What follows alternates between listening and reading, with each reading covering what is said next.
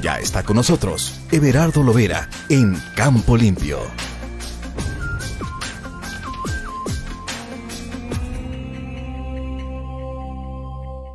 Como cada jueves, hacemos contacto vía telefónica hasta Atlacomulco, donde vive, con el ingeniero Everardo Lovera, a quien me da mucho gusto saludar. ¿Cómo está? Buenos días. Muy bien, don Guillermo, buen día.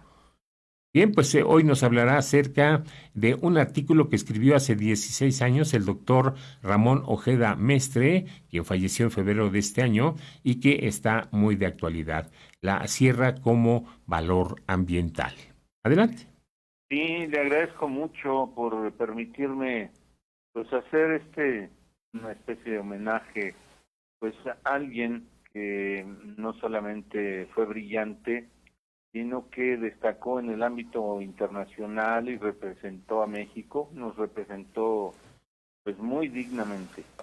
Pero si me permite, antes de dar lectura al artículo que él escribió hace 16 años, quisiera retomar pues lo que está en este momento en una discusión en el Senado de la República respecto pues al uso o al retiro gradual del glifosato y otros plaguicidas más peligrosos que ese. Pero bueno, se está como que entrampando un poco por los intereses de fondo que se van descubriendo o tienen que desenmascararse. ¿Y por qué ahora? Porque ayer precisamente el presidente López Obrador tuvo una expresión respecto al jaloneo que hay por el Tratado de Libre Comercio y que los gringos pues nos quieren vender casi a fuerza su maíz transgénico amarillo. ¿Y por qué? Pues porque hay importadores, empresas mexicanas, que usan el maíz amarillo como materia prima. Pero afortunadamente, y esto está bien sabido, que los mexicanos consumimos maíz blanco, maíz pigmentado, negro, rojo, rosado, nativo. Es decir, solamente los que consumen tortillas de maseca o que ha sido harinizado tienen el riesgo de comer, al final de cuentas, maíz de origen transgénico. Los que nixtamalizamos o las tortilleras o las tortillerías de los pueblos, generalmente es maíz nativo nixtamalizado y eso nos garantiza que es maíz limpio no solamente de transgénicos, sino de otros venenos. Entonces, el presidente dijo que más allá de lo mercantil, lo más importante es la salud, y es precisamente lo que está en este momento en debate, la Ley General de Salud en el Senado de la República. Entonces, afortunadamente, el CONACYT, este proceso de rescate de esa institución, está generando ya propuestas, no se dice que están ya terminadas, pero generando propuestas para sustituir ese tipo de venenos. Entonces, pues es cuestión de esperar un poco. La ciencia pues es lenta y avanza. Y a propósito de la ciencia, dice que estuve leyendo, tratando de entender lo que es la prevención y la precaución. Y encontramos que la ciencia siempre opera con probabilidades y no con certezas, porque va descubriendo, porque va desarrollando. Y cuando algo ya se va corroborando, se dice ya puede ir al siguiente paso, que es el uso de la ciencia en algo tecnológico. La tecnología entonces, o el desarrollo tecnológico, es posterior al desarrollo, al avance científico. Entonces, en todo ello de la certeza o de la incertidumbre, estamos actualmente la sociedad más ligados a la ciencia que nunca, que en etapas anteriores de la humanidad. Entonces, se dice que la prevención es cuando se tienen conocimientos, herramientas ciertas y se puede prevenir, se puede pues detectar y en su momento poner las situaciones que eviten los riesgos propios de lo nuevo. Y en el caso de la precaución, es precisamente cuando hay mucha o más incertidumbre por posible daño grave o irreversible. Entonces, se presta para confusión, pero la precaución es precisamente porque no hay certeza, porque puede venir un daño a corto, mediano o largo plazo. Entonces, habrá que seguir debatiendo, ¿por qué no?, estudiando estos temas que tienen que ver con nuestra cotidianidad también. Entonces, si me permite, te voy a dar lectura a este artículo que se publicó, por cierto, en El Sol de Toluca, el 3 de noviembre del 2006, y decía así el doctor Ramón Ojeda Mestre: ¿me amas? El hombre permaneció silencioso, no con afán de eludir, sino buscando en su interior una respuesta sincera. ¿Me amas realmente? Con un gesto de preocupación, enojo y vergüenza, el hombre se mantuvo callado. La tierra, al comprender la verdad, vio que moría. La tierra le dio nombre al planeta, gracias a que se mueve, a que es dinámica, existe la vida. Muy caro pagó Galileo al entenderlo, expresarlo y sostenerlo. Pero la tierra no es nada más el suelo, sino también el agua, el aire, el subsuelo, las plantas, los animales, los hombres, los hongos y las energías. La tierra es mucho más que todo esto. ¿La tierra es de quien la trabaja? No.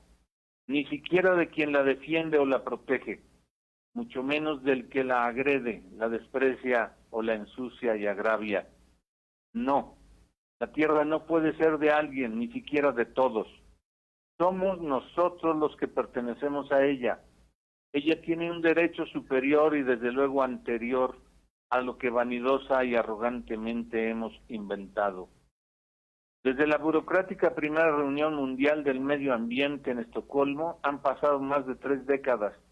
Durante ese lapso, nuestro país ha empeorado desde el punto de vista ambiental, en sincronía con el inaceptable empobrecimiento social, y ello debe de preocuparnos.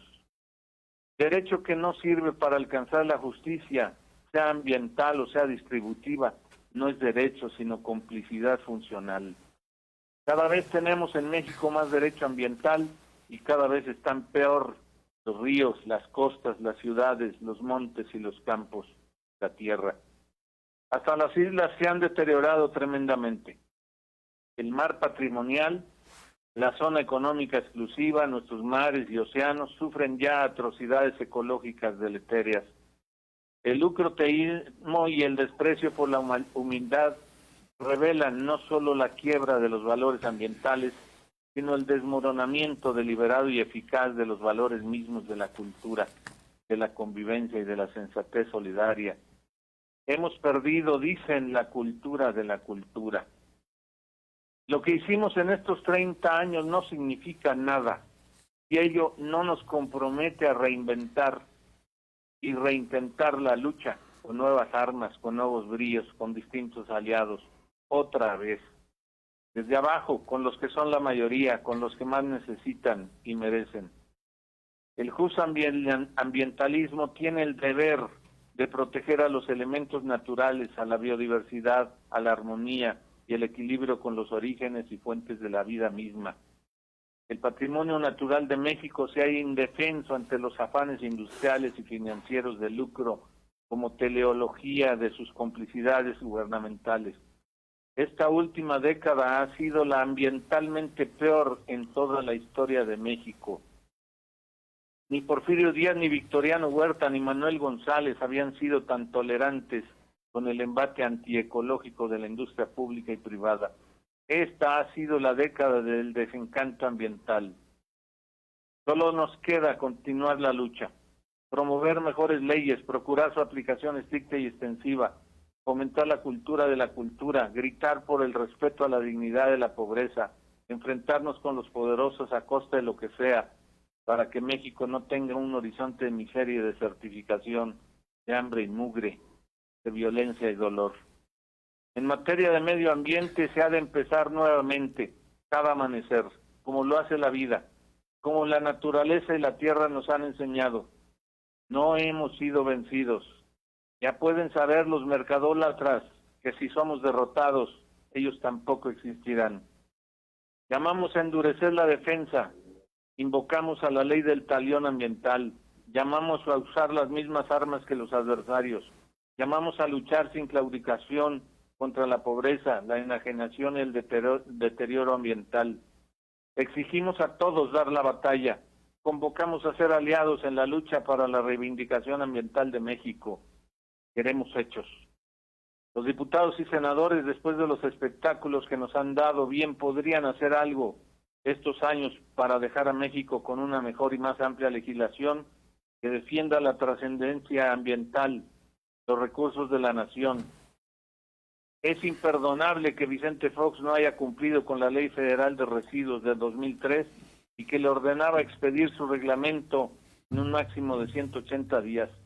Tampoco cumplió con la Ley de Aguas Nacionales, tampoco tenemos la Ley de Responsabilidad por Daño Ambiental, carecemos de una ley de costas. Estamos dispuestos a sumarnos a las luchas auténticas en contra de las desigualdades sociales y los desequilibrios ecológicos. No podemos apoyar a los vivales, a los oportunistas, a los disfrazados de ecologistas, a los teledirigidos, a quienes solo vienen a sacar raja política o económica. En el derecho ambiental, en política ambiental, en la defensa contra el abuso de los recursos naturales, casi siempre ganan los más perversos, casi siempre ganan los más repugnantes, casi siempre ganan los más sucios, los más corruptos, los más ricos, los más dañinos, casi siempre. El casi es lo que justifica nuestra lucha. Aquí termina el artículo, don Guillermo. Sí, ¿Cuánta actualidad de ese documento, de ese pensamiento? Hoy en día yo veo con tristeza que quienes defienden el tema del sureste allá por las obras del Tren Maya aplauden lo que consumimos, esas pequeñas dosis de veneno en nuestros alimentos de todos los días, sea en las tortillas, o sea por las etiquetas engañosas que ponen en sus productos, sea en las galletas, en la chatarra, en los refrescos. Por eso vale la pena insistir en el caso de la ley que recién se aprobó el 6 de octubre, más bien se publicó el 6 de octubre,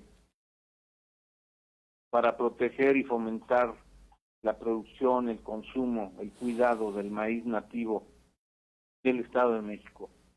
Hay que difundirlo, hay que presumirlo, pero sobre todo hay que exigirle a la parte gubernamental que haga el esfuerzo, que no solo con tarjetas verdes que distribuye solamente pues a algunos de los productores, que algunos ni siquiera son productores, pero que les llega la tarjeta porque su verdadero fondo, su verdadera intención es electoral.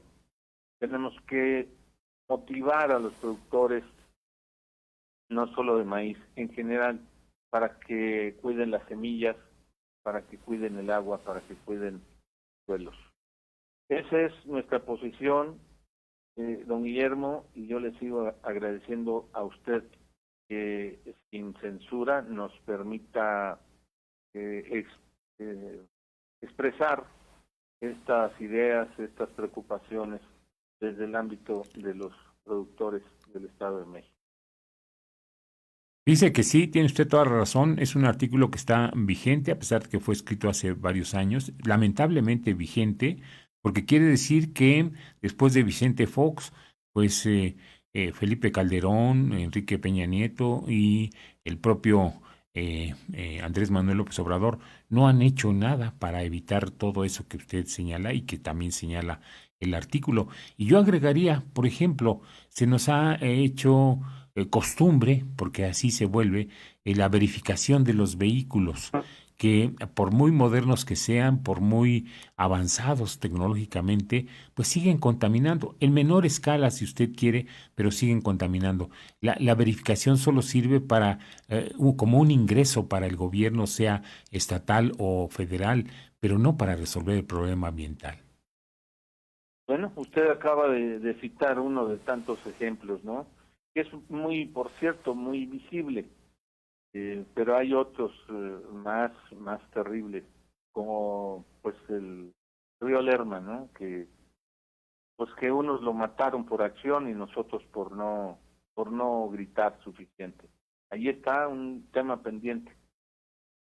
Ahora que se trabajó en días pasados también aquí en la legislatura sobre los derechos de la madre naturaleza, quién los tutela, quién los defiende. Tendríamos que ser todos por el principio de ¿cómo se dice?, de sobrevivencia. Si nosotros mismos envenenamos nuestras cuatro paredes, cuando suele ocurrir por accidente, ¿no? Ahora que viene el invierno y que pues alguien prende una fogata, se impregna de monóxido de carbono, pues se vuelve ahí una cámara de gas. Pues eso es lo que nos está pasando, hablando ya en términos macros, ¿no? Pero fíjese, por ejemplo, menciona usted que se hacen leyes y que se hacen reuniones. Sí, las leyes están preciosas, inclusive con puntos y comas, pero nadie las ejecuta. Bueno, pues ahí está nuestro trabajo, el de usted y el mío, porque sí, efectivamente, el hecho de que nosotros eh, hagamos este diálogo en público y que otros pues lo escuchen, a lo mejor lo comparten o no, pero cuando menos tener el tema ahí presente, pues yo creo que es una aportación pues que va de nuestra parte, ¿no? Sí, es un esfuerzo que pues, esperemos que fructifique. Sí, así es, don Guillermo. Pues ya estamos en la cosecha, ¿Así? ¿Y qué ya tal? estamos en la Cómo le está cosecha yendo? y pues de regular a bien. La verdad fue un año pues algo difícil, muy seco. Esto va a tener sus consecuencias. Más adelantito hablaremos sobre el tema del agua, la dotación o la dosificación o como le llaman tandeos para el uso del agua. Pero pues sí, hay poca agua en la reserva, en los depósitos, en las presas, obviamente pues los acuíferos, si no hay suficiente recarga, pues están bajando de niveles. O sea, ese es un gran tema, gran tema. Ujú. Bien. Pero bueno, pues ahorita en la cosecha ya levantamos el trigo, en eso estamos. Se empieza a cosechar el maíz, pero logró buena calidad. No mucha cantidad, pero tiene buena calidad y eso pues nos motiva, por supuesto. Oye, ¿y el trigo que usted levanta es para pan o para qué otra cosa? Es panificable, Ujú. precisamente. Se acuerda que platicábamos hace como un mes respecto pues, del trigo, sus clasificaciones, su origen, consumo. Efectivamente, se puede producir también aquí en esta altitud el trigo que se le llama para las galletas, ¿no? Galletas o pastas, pero tiene como un incentivo, como un mejor precio el trigo panificable. Y bueno, pues porque nosotros también tenemos la costumbre de agregarle un poquito al nixtamal del maíz, le da un poquito de mejor sabor y consistencia a la tortilla. Entonces, la tortilla con trigo se complementa todos los aspectos, en nutrientes, también en consistencia y en sabor. Así es el trigo panificable que estamos produciendo. La variedad Tlautli, así se llama, quien le puso ese nombre, el ICAMEX, hace casi 3 años. Es un producto del trabajo científico del CIMIC, Centro Internacional de Mejoramiento de Maíz y Trigo, en México. Bien, pues, ¿algo que quiera agregar? Pues, como siempre, ponerme a sus órdenes y desearle buen día. Gracias igualmente. Gracias al ingeniero Everardo Lovera. Hacemos una pausa.